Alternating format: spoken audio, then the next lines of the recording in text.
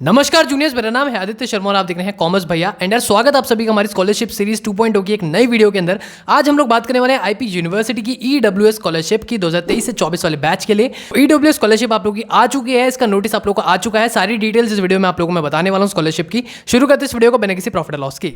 तो अगर आप लोग आईपी यूनिवर्सिटी के अंदर पढ़ रहे हैं और आप लोग ईडब्ल्यूएस कैटेगरी में आते हैं, इसका मतलब या तो आप लोग बीपीएल कैटेगरी में आते होंगे या फिर आप लोगों की फैमिली इनकम जो होगी वो 2.5 लाख पर एनम से कम होनी चाहिए। तब आप लोगों का एक इनकम सर्टिफिकेट बनता है, जिसके बाद आप लोग एक कैटेगरी में आ जाते हो जिसको हम बोलते हैं ईडब्ल्यूएस इकोनॉमिकली वीकर सेक्शन। तो अगर आप लोग ऐसे सेक्शन के अंदर आ रहे हैं और आप लोग की फैमिली इनकम कम है एंड आप लोग आईपी यूनिवर्सिटी की फीस को पे नहीं कर सकते या फिर आप लोगों के लिए वो फीस बहुत ही ज़्यादा है, तो सरकार आप लोगों को ये ईडब्ल्यूएस स्कॉलरशिप प्रोवाइड करती है, जिसके थ्रू आप लोग अच्छे कॉलेजेस से पढ़ाई कर सकते हैं। एंड इस साल के लिए वैसे तो मैंने आप लोगों को बताया था कि यार ईडब्ल्यूएस स्कॉलरशिप आप लोगों की नहीं आ रही है सरकार, मतलब अब ऑब्वियस सी बात है, सरकार ही जब जेल के अंदर होगी तो कहाँ से कोई स्कॉलरशिप आएगी।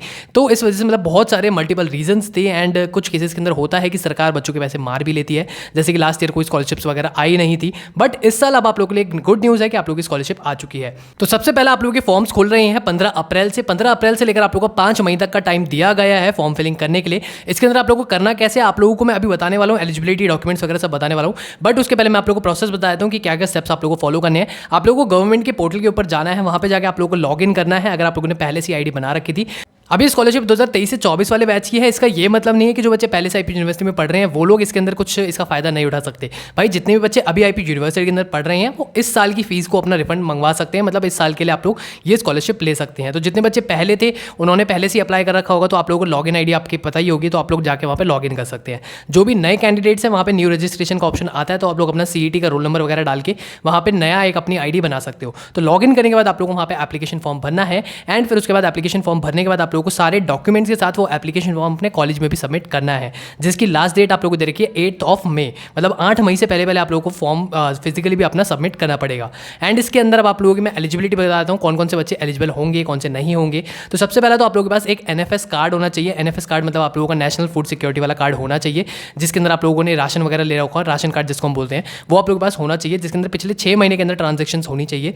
या फिर अगर आप लोगों के पास वो नहीं है तो आप लोगों के पास इनकम सर्टिफिकेट होना चाहिए। इसके अलावा आप लोग आईपी यूनिवर्सिटी के अपने कॉलेज के रेगुलर स्टूडेंट होने चाहिए, आप लोगों की अटेंडेंस के अंदर शॉर्टेज नहीं होनी चाहिए। फिर थर्ड, अगर आप लोगों के सारे डॉक्यूमेंट सही होंगे तो आप लोगों को इस बार इंटरव्यू के लिए भी बुलाया जाएगा। इंटरव्यू के बाद ही आप लोगों को पता चलेगा कि आप लोगों को स्कॉलरशिप मिलने वाली है या फिर नहीं मिलने वाली है। तो पेरेंट्स के साथ आप लोगों को इंटरव्यू के लिए भी बुलाया जाएगा। अब जरा हम लोग बात करते हैं कि कौन कौन से बच्चे एलिजिबल नहीं होंगे। तो अगर आप लोगों ने मैनेजमेंट कोटा से एडमिशन लिया है तो आप लोग एलिजिबल नहीं है। अगर आप लोग की अटेंडेंस शॉर्ट होती है तो भी आप लोग एलिजिबल नहीं है। अगर कॉलेज ने आप लोगों पे कोई पेनल्टी वगैरह लगा रखी है, आप लोगों ने कोई भी ऐसी हरकत करी थी जिस वजह से कॉलेज ने आप लोगों पे एक्शन ले रखा है, तो भी आप लोग स्कॉलरशिप नहीं ले सकते। एंड अगर आप लोग किसी भी सब्जेक्ट में फेल हुए हैं, आप लोग की बैक कर रखी है, तो भी आप लोगों के लिए बैड न्यूज़ है कि आप लोग स्कॉलरशिप नहीं ले सकते हैं। अब आते हैं हम लोग डॉक्यूमेंट्स के ऊपर कि आप लोगों को कौन कौन से डॉक्यूमेंट्स की नीड होगी। सबसे पहले तो मैंने आप लोगों को बताया रखा, आप लोगों को एनएफएस कार्ड या फिर आप लोगों का इनकम सर्टिफिकेट, इन दोनों में से एक चीज़ की नीड जरूर होगी। सेकंड, आप लोगों के पास फॉर्म होना चाहिए, जो आप लोग एप्लीकेशन फॉर्म भरेंगे। मैंने आप लोगों को बता दिया है कि आप लोगों को उसकी फिजिकल कॉपी भी निकालनी पड़ेगी, तो वो फॉर्म भी आप लोगों के पास होना चाहिए, जो कि आप लोगों ने ऑनलाइन सबमिट किया होगा।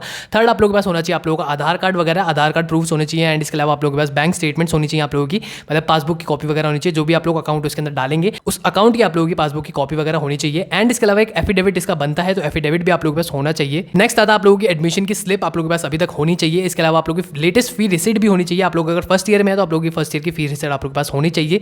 एंड आप लोगों की सारी मार्कशीट्स क्लास 10th की, क्लास 12th की, और अगर आप लोग पुराने बच्चे आईपी यूनिवर्सिटी की तो फर्स्ट ईयर की, सेकंड ईयर की जितनी भी मार्कशीट अभी तक आप लोगों को मिली हुई है वो सारी मार्कशीट्स भी आप लोगों को अपलोड करनी पड़ेगी, मतलब कॉलेज को सबमिट करनी पड़ेगी बेसिकली।